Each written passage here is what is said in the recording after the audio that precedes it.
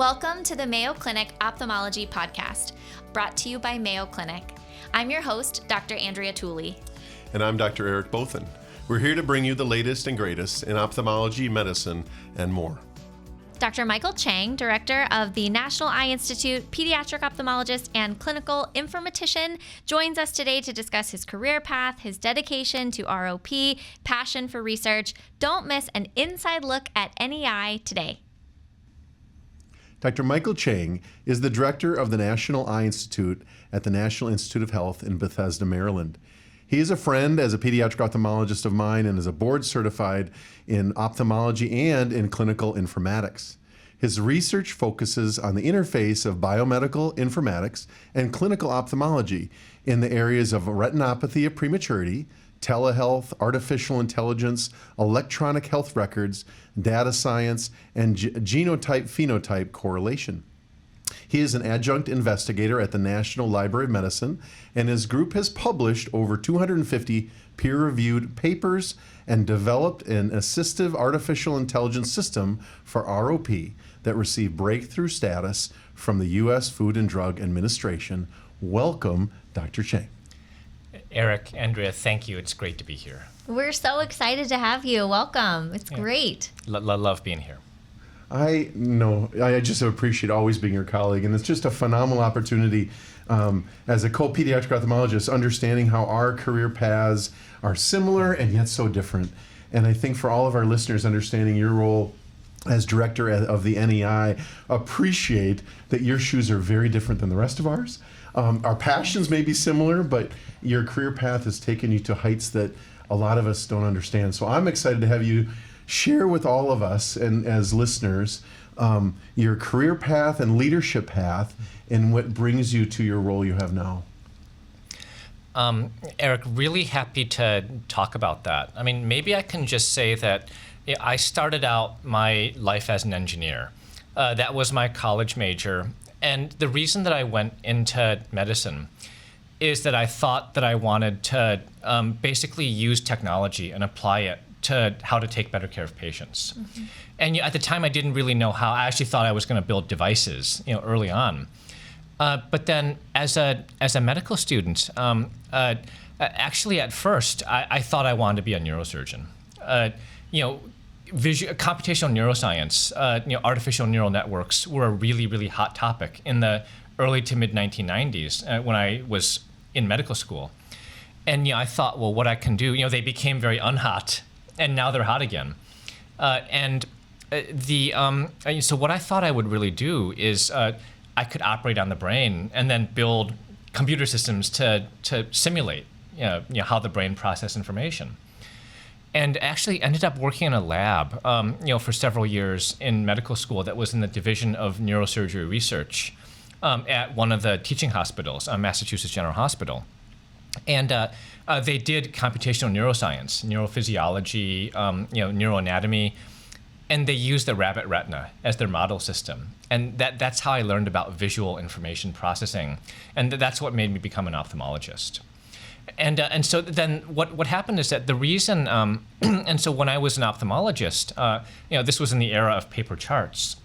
And I really thought there must be a better way to organize information, the late 90s, early 2000s. At the time, things like the internet and World Wide Web were becoming really, much more well-known, mainstream. And so I thought, well, maybe the world needs people who can manage data and figure out how to do that, and learned about the field of informatics. And that's how I got my first job at Columbia University doing that. And there really wasn't, there was hardly anybody who was doing that back in 2001 when I got my first job. And so that made it really frightening and really exciting at the same time. And, Eric, when you asked about leadership, I did a couple things like every beginning assistant professor does. And then my chair at the time, Stanley Chiang, vitreoretinal surgeon at Columbia, started to say, Mike, you're going to be chair someday. And I was like, Stan, why, I have no interest in doing that. Why would I, want to do that? I just love doing what I'm doing. And so at the time, he gave me a few assignments that nowadays you'd call them stretch assignments. I didn't know the term at the time. but it was basically building teams, leading groups of people to do things, some of whom were much more experienced, than I was. And we did some really, really exciting stuff at the time. I basically built some teams, and in my own research was doing was doing telemedicine for ROP. And anyway, I worked there for several years, and Stan I thought was a great chair and a great mentor, and he always kept saying that you're going to be chair, and I kept saying, well, why? I don't want to.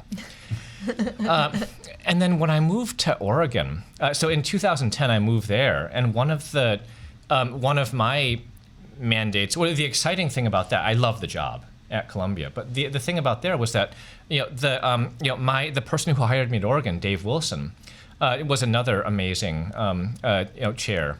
And he said, well, let's build a division of ophthalmic informatics. It would be the first one in the country, and you'll have the resource to build up a team of people to do this. And so that was a huge amount of fun. We built this really big team of people over almost 10 years of my being there. We were doing some artificial intelligence, some electronic health records work, and started working with then so-called junior faculty, Pete Campbell, Michelle Rybar, and that was enormous fun. And then meanwhile, had been working in a lot of work through the American Academy of Ophthalmology, doing things like information technology committees, leading work involving artificial intelligence, big data, what became Iris Registry.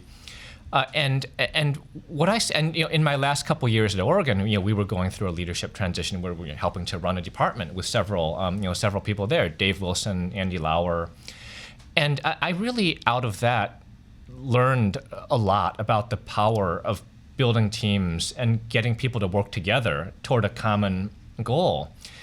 And this thing at the National Eye Institute came up. And so from somebody who started out never really feeling like I had any interest in doing this, I realized that that's where I got a lot of energy. And ultimately, that's one of the reasons that I really wanted to do it. And so that's sort of a short version of how I ended up doing this. I thought, well, gosh, how exciting of an opportunity is it that we would get to look at things and build programs that have national or even potentially international implications. And so it's been about 3.5 years now. So I started November 2020 with that. Phenomenal. It is. We talk about in some places in medicine someone being a triple threat, being clinician, researcher, and educator. But I think we've all grown to appreciate there's other buckets that are just as valuable and able to be expanded on and learned from. And one is that leadership administrative role. That's such a underappreciated, and yet I think in healthcare, I think we've learned to invest in people's leadership journeys more and more, and it's just phenomenal to appreciate. Someone saw in you the seeds of potential, called it out, encouraged it, but also over your career, you've grown to appreciate the passion, outcome, drive that you have in yourself to pursue those roles. So thank you for sharing that. Yeah, I love hearing people's origin stories within ophthalmology. I really do. It's one of my favorite things to hear how people got to where they are today, because I feel in medicine it's so common. There's always this element of serendipity where you're kind of led down a path. You were in neurosurgery, but somehow the rabbit retinas were right there for you, and all the puzzle pieces kind of end up coming together and bringing you to your true kind of calling where you belong. You shared a story about some influences early in your career a few years ago at Mid-Year Forum, and I remember hearing this story and being so inspired. I would love for you to share it here for our listeners, because I think they would really enjoy it too, if you don't mind. Yeah, no, that's Andrea, love to. The funny thing is that a few hours ago I had lunch with the Mayo residents, and they talked about some things, and I shared this with them, so it's a little bit fresh in my mind, because of that. But when I was a fellow, I was basically looking for projects to work on. I knew that I wanted to do information technology applied to the eye, but I really didn't know specifically, when I would talk to, department chairs, I want a job with you. I want to study informatics, become an ophthalmologist. And, people weren't sure what to do with that. And, you have to come up with something specific. What problem are you really going to solve? Like, doing IT, information tech for the eyes, like it's saying, I want to generate world peace. Right. And so I struggled for a year and a half to figure out what that something was going to be. And I'd learned about John Flynn, who was a legendary pediatric ophthalmologist. He was one of the 5 founding ophthalmologists at the Bascom Palmer Eye Institute. And so 1965 to 2000, that was when he was at Bascom. And in 2000, moved to Columbia University. And I was at Hopkins at the time as a resident and fellow. And I had actually learned about one other person named Justin Starrin, who was a telemedicine expert, informatician at Columbia University. And he actually had built one of the biggest telemedicine programs in the country that was diabetes home care. It had nothing to do with ophthalmology, but there was a lot of telehealth infrastructure there. And so we started to think, well, gosh, maybe I could do telemedicine for ROP diagnosis at Columbia. And so the first time that I met John was at the AAO 2000 meeting in Dallas, Texas. And we talked for hours about this vision, if you will. And so it was inspiring, and it made me excited, and as if I could really go to New York. And it clicked, like this is what I could do as my first project. And then John asked, he asked me, his exact question was, what are you doing at 7 a.m. the next day? Okay, the next morning. And of course, the answer is that I had no plans as a fellow at 7 a.m. the next day. And he said, we should try to find, somebody named Lloyd Hildenbrand and meet with him. Now, the story about Lloyd was that he is an oculoplastic specialist, and he was working at the University of Oklahoma. And he had started a telemedicine company for diabetic retinopathy. Okay.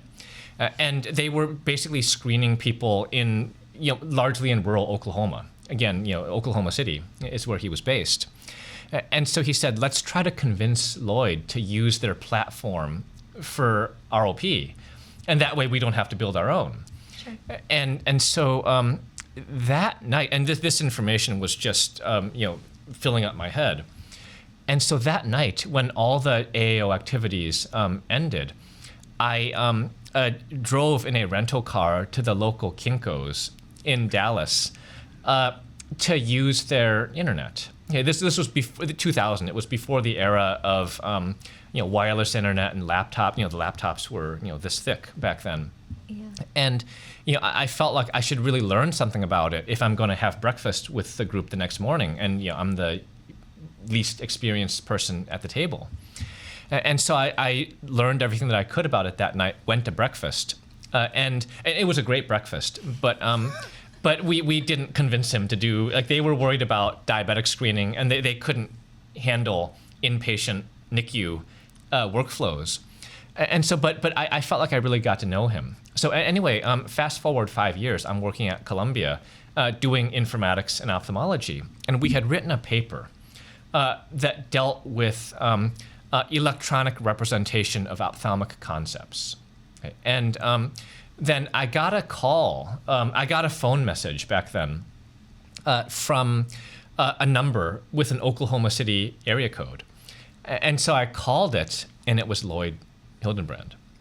And he basically said, well, do you remember that we met before? And of course I remember. Right. that we'd met. And he said that he was the head of an American. He said, I read your paper. In fact, he and somebody named Flora Lum, from the American Academy of Ophthalmology, had written an editorial about the paper that was going to be published in ophthalmology. Mm. And he said that he, along with Flora, head the Medical Information Technology Committee. And so he said, would you like to join this committee? We're looking for people to join the committee.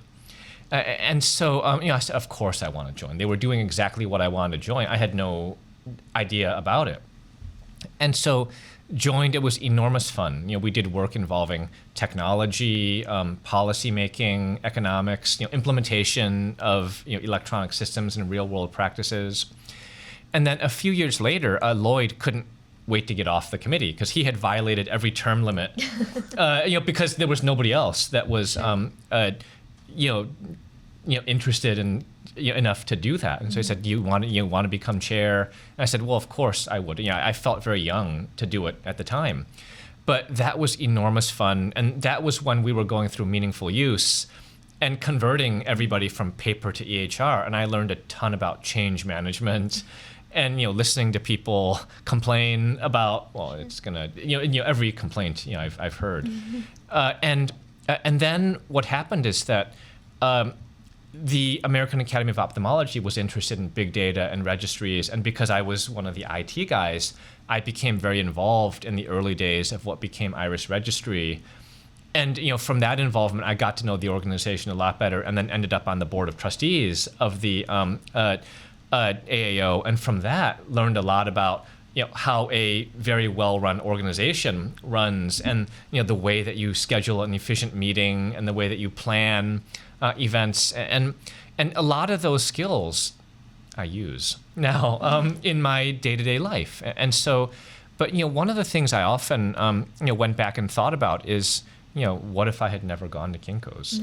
And then came across as not knowing anything. Like, would I have ever, would anybody have ever asked me? What if you remembered your name? Yeah.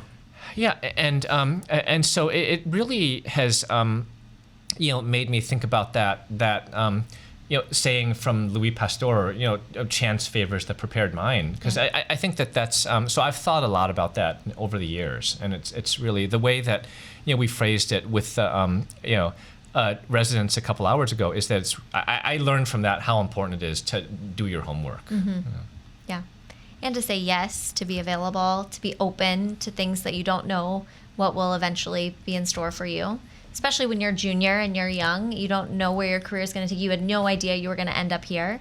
And so saying yes to those different steps when you feel unprepared, stepping into bigger roles, doing those stretch projects, it's perfect. Andrea, I think that, I'm fortunate to have been in the position, like we all are, of having received mentorship and having mentored, many people. And I would often tell people that it's important to say yes and to do a good job. Because if you say yes and you do a good job, you will get other opportunities. Because we all want to get things done, and we all want to work with people who are enthusiastic and dependable. In fact, I often say that if you can't do a good job, it's not good to say yes and do a bad job. Right. But I do think that that's really important to get to know people around the community. The ophthalmic community is really not very big on the whole scheme of things, and I think it's been enormous fun to get to know people around the vision field, and just kind of figure out ways to work together to solve problems. That's a phenomenal story. Isn't it great?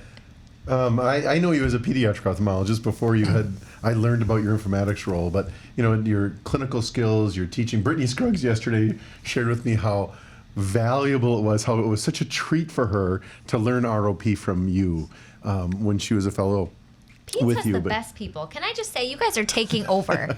Like, every amazing person you meet in ophthalmology is Peds. Oh, I like that quote. I'm serious. Peds is Just a few taking of us, over. that's the problem. I know, but you all are great. So I want to get us to the NEI because I think there's a lot of good, but just share with us, because along with the clinical informatics role, you were a pediatric ophthalmologist extraordinaire, and just give us a highlight about how you married your clinical practice with this research interest and talents in informatics, because ROP has really been an imaging and screening has really been a passion forte and gift for you. Share for our listeners kind of along the way as a pediatric ophthalmologist with this skill set, what happened in your career? Yeah, Eric. No, great question. I thought, as I was looking for that first job, I felt like it was really important to do research in a topic that complemented my clinical expertise. That way you get inspired with questions, you take what you do, apply it back to patient care. I mean, in the ideal world, it's a cycle, right? And as I thought about pediatric ophthalmology, what are the really good applications that we could do? And it took over a year to figure this out. When I met John Flynn, John's expertise was in ROP. He had become, one of the seminal figures in, much later in my career, helped to revise the Ryan's Retina textbook chapter on ROP, and so much of that origin of ROP came from John's work. And so that is largely how I ended up tackling the first problem that I tackled in ROP. And telemedicine was the first specific thing that we worked on. Telemedicine, one of the things that we did in telemedicine was that we collected a lot of images. We took pictures of everybody, basically, consented families to do all these, at the time it was RetCam photos. And one of the things that we saw was that, different people looking at the same photo often came up with different diagnoses, or sometimes very different diagnoses. And so then we became interested in image analysis, which became artificial intelligence, and spent a lot of time doing work there that was very, very exciting. And I think innovative at the time. Had built up a big team of computer scientists from Boston that we met with every single week for 2 hours, via video conference for almost 10 years. And that's how we built these systems. Methodologically innovative, applications oriented. I think they solved a potentially important problem. And then during that time, one of the people, when I was working in Oregon, that I got to know really well was somebody named Tom Yackel, who was the Chief Health Information Officer at the hospital. And so we did a lot of stuff involving electronic health record analysis, implementation, and built up a team there with Michelle Rybar, who's now an associate professor there. And so then I became really interested in so it really started with ROP basically, and then went into more and more what I'd call classic informatics, and I really learned a lot about the impact of collaborative work and of marrying, again, methodological innovation with application to a specific disease process. And that's some of the mentality that we've really been trying to emphasize in the National Eye Institute, that the eye can be a really important and a really great source of methodological innovation. Okay, for the what we really want to do is attract the best scientists and the best engineers, methodologists, social scientists, whatever the methodology of the problem we're trying to address is, into the vision field. Like methodologists want to solve problems, and they want to develop novel methodologies to solve problems. And I think what I really learned from this is that the eye is an amazing place. There's data that you can get. You can look into the eye and take pictures of it. With different OCT, photography. All these different. It's easy to deliver. Relatively easy to deliver drugs very precisely. You can biopsy. So on that whole spectrum of biological data to data about tissues, from imaging them, from sampling them, data about patients, EHRs, population-based data. It's really one of the few organ systems that you can get data across that whole spectrum, and I think it makes it a really, really good target for methodological innovation.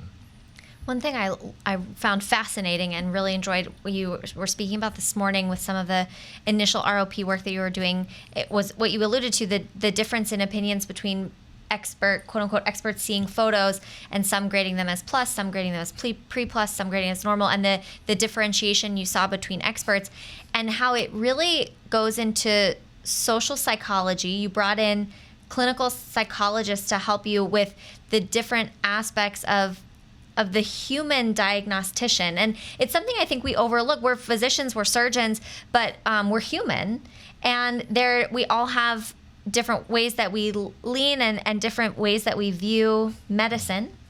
And I just think that that's fascinating because as high tech as you want to make things, at the end of the day, there's still this aspect of psychology that you have to address and that we're human. How do you marry that with AI, and tell us what you've learned about clinical psychology in ROP? Andrea, there are so many nuances, to this, and I think some of it is known, some of it's unknown, some of it's my own theories. And so, in terms of if we were to divide the world into facts and opinions, I think some of what I'm about to say is fact, and some of it's my own opinions. And I think it'll be pretty clear, which is which. One of them is that I think it's absolutely true that when we get different people, different experts to review the exact same data okay, we often come up with different opinions. Now, we know this, and every physician knows this, because we all know that there are some of our colleagues that are more aggressive, and there are some that are more conservative, and somewhere in there, like there's no bias about what the right answer is, or maybe there is no right answer, about this. But what we learned from the ROP experience is that it happens that in ROP there's 3 categories: plus, pre, plus, normal. And experts have a very, very calibrated sense, from our data about relative severity. This one's worse than this one's worse than this one. But we don't have as consistent of a sense of absolute severity. In other words, my plus could be Eric's pre-plus, or the other way around. But, in the expert data that we've looked at, people tend to be fairly consistent in whether they're over-callers or under-callers. In other words, more aggressive or more conservative. And I think that's really interesting. Another thing that I think that we've learned is that we all have different, we often look at different things in making our diagnoses. And we saw this in ROP and doing some studies where we looked at, I think what you're referring to is some studies that we did about 10 years ago looking at, we videotaped experts as they made diagnoses, and they were all looking at different parts of the retina and different aspects of the vessels when they made their diagnoses. That's so interesting. It's so cool. And I think that, and we looked back and found an old AOS thesis from Paul Littker showing that he was looking at glaucoma specialists looking at the optic disc and showing, well, they have different methods of looking at the disc contour, or how do you assess what the cup-disc ratio actually is. With huge variability between observers. With variability in both the actual number and the method that they use to get that number. Sure. And these days, with the number of diagnostic methodologies that's available, do you look at, for example, the visual field or the OCT or the optic disc? What I see is that different people look at different things, and we weight different things in terms of putting them together to make a diagnosis. And some of that, I think, one thing I've been trying to understand is how much of that is lack of standardization and really understanding what plays into it, what plays in the diagnosis, and how much of it is the art of medicine that we, that maybe should always be that way. And I think we're going to have to figure that out as a field. Phenomenal. I think we could expand and keep going on that one for a while. But it really just fascinates me. I want to make sure we get to the NEI too. Yes. I just frame for our listeners, because I want to get to what's a day in the life of Michael Chiang. Right. But share with our listeners, if you could, just what the NEI does for those people that are maybe comprehensive ophthalmologists. They know the NEI, but the brass tacks of how it all fits in the NIH budget. In terms of how grants. You even spoke this morning about intramural, extramural, and that balance. So just frame that funding and output of what the job entails that you direct. Happy to. So, Eric, the NEI, the National Eye Institute, is part of the National Institutes of Health. And at the National Institutes of Health, there are roughly 20 plus institutes and centers.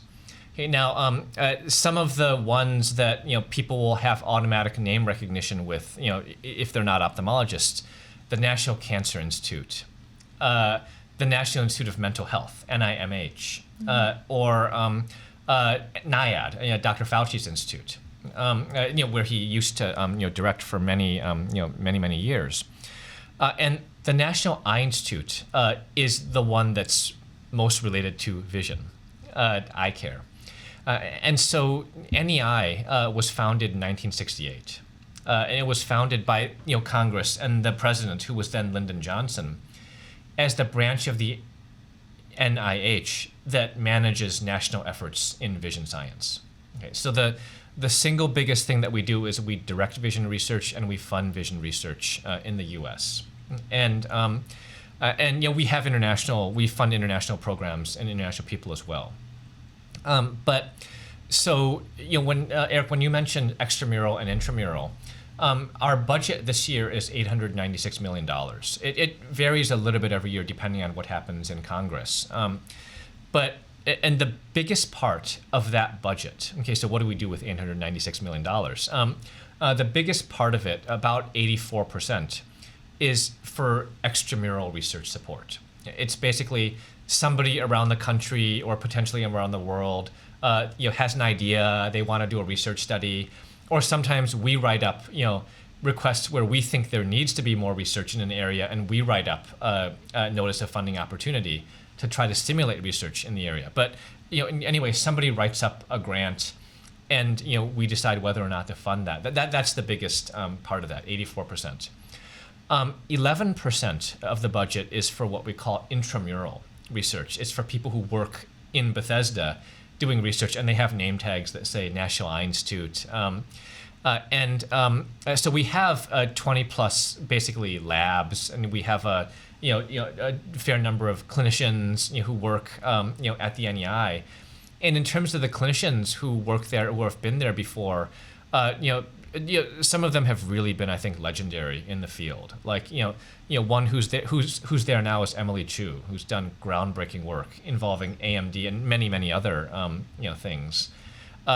Some people in years past have been Rick Ferris, Bob Nussenblatt, and so it's really been a great group of people. But that's about 11%, so it's about 300 people total. A lot of trainees who are in the intramural program. But basically, what we try to do is, the charge is basically direct, national vision efforts. And we, one of the first things I did when we started is that we, took a careful look at our mission statement, which was in the congressional mandate from 1968, and we thought, well, it's been 50 plus years since then. Let's look carefully at it. And so we spent 6 months revising that. And what we came up with is that our mission is to eliminate vision loss and improve quality of life through vision research. Okay, so it took 6 months to write that line of text. But I've really been trying to focus on that mission. It's absolutely amazing. I think in our last few minutes, we would love to know about priorities of funding for NEI, what kind of goals are for the future of vision research, and what NEI is prioritizing. Yeah, Andrea, great question. One of the first things that we did when I started is that we came up with a mission statement, and we also worked on a strategic plan. Okay, so what are our, in this case, 5-year priorities? And the way that this really happened, just so is that we first start by doing a request for information. We're a government agency. We represent the people of the United States. Sure. And so we had to ask people, well, what do you see as the opportunities and the areas that require more resource? Basically, what should we be thinking about? And so that RFI, anybody can respond to it, and we specifically wanted to target what's probably obvious. Researchers, clinicians, professional societies, patient advocacy organizations, the general public, groups like that we specifically would reach out to, and we got hundreds of comments and suggestions from that. Wow. And then after that, of course, we have our teams that analyze that and try to, categorize it. And based on the categorizations, we created teams of experts from around the country. Can you tell us in these areas what you view as the specific needs, gaps, and opportunities in the field? And so they basically came up with their suggestions. We spent months synthesizing this and drafting up summaries of it, and then gave it back to all of them to feedback, and also put out a second RFI to all those same constituencies. This is what we came up with based on 9 months ago, Right. What you told us, and then went through another cycle of iteration. But in a nutshell, that's the single best document that summarizes, Andrea, all the questions that you mentioned. But if I can say that one of the way that our plan is organized is that there are 7 what we called cross-cutting areas of emphasis. And they happen to be genetics, neuroscience, immunology, regenerative medicine, data science, equality of life, and public health and health disparities. Yeah. So those 7. And it also happens that, those are, again, cross-cutting areas of emphasis, those 7. And that's the organization. The portfolio at the National Eye Institute is organized by disease and by anatomy. Okay, so we have a retina group in the extramural grants office. We have a retina group, a cornea group, a glaucoma/optic neuropathy You have group. no oculoplastics group. Did you know that? Did you know? I did notice that. Where do we go, Dr. Chiang? Oculoplastics is one of these fields that does things. We transcend. In all the different buckets. Right? Either that or Pete's comes first and you get our scraps. Oculoplastics is cross-cutting. Because oculoplastics isn't something that fits into a natural anatomy there. We could say that there happens to be one that's called strabismus amblyopia visual processing. That's the closest to peds, but there's a lot of peds that doesn't fit in strabismus or amblyopia. Sure. And so there's but anyway, the reason that we chose that organization for the strategic plan is that we are organized by anatomy, basically, and that's how clinical departments are organized, ophthalmology departments, minus the oculoplastics part, that way, and then basic science programs are organized methodologically. Okay, genetics, neuroscience. And so we really want to emphasize marrying, again, the methodology with the application that way. Fascinating. All right, well, if you decide to start a new oculoplastic subset. I'll call you. Yeah, call me. One last one tangible for people. You've talked about how at different points in your career, critical pieces of mentors spoke into your life and connected with you. I think a lot of people having interest in either supporting the direct priorities that the NIH, and I think all of them, research in one sense does, or on their own, they have a research idea and a grant they'd like to write. Tips for people, whether you've written 20 grants before or this is your first one, for our listeners out there that are intimidated about, some don't even know the different types of grants you can apply for, but tips out there for people writing grants, submitting to the NEI. Yeah, Eric, great question. Writing grants is like writing papers. That the first time you do it, it is very, very tough. And it's like anything else in life. The more you do it, the more you know the process and the more comfortable you become and the better you are. Okay, that's tip number 1. That's now in terms of actually learning about that, of course, we have web pages, and there are grantsmanship courses that are available. I assume Mayo Clinic has something like this. Every university has something like that, and I think that can be a great resource. And I think one thing that's really useful is talking to somebody who's done it before. Yep. And at a place like this, and as at many other major institutions, there are many people out there who've done that before. I think one of our challenges is that not everybody works at an institution where there's somebody who's done that before, and one of our challenges is trying to capture talent from that entire spectrum of people who we need to capture talent from to address problems. And I think, one of the reasons for some of these problems with health disparities in this country is that I do think that we would be well served by making sure that we can get representation from people who really understand these issues and can deal with them.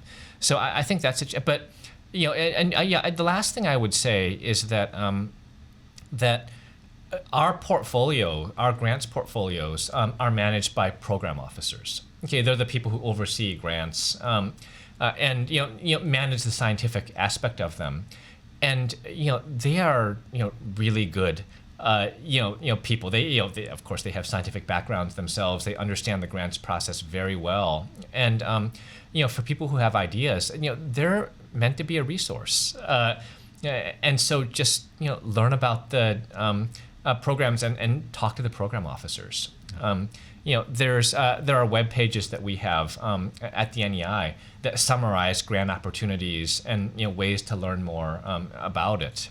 And so I think a lot of different. But I think it's very important if we really want to.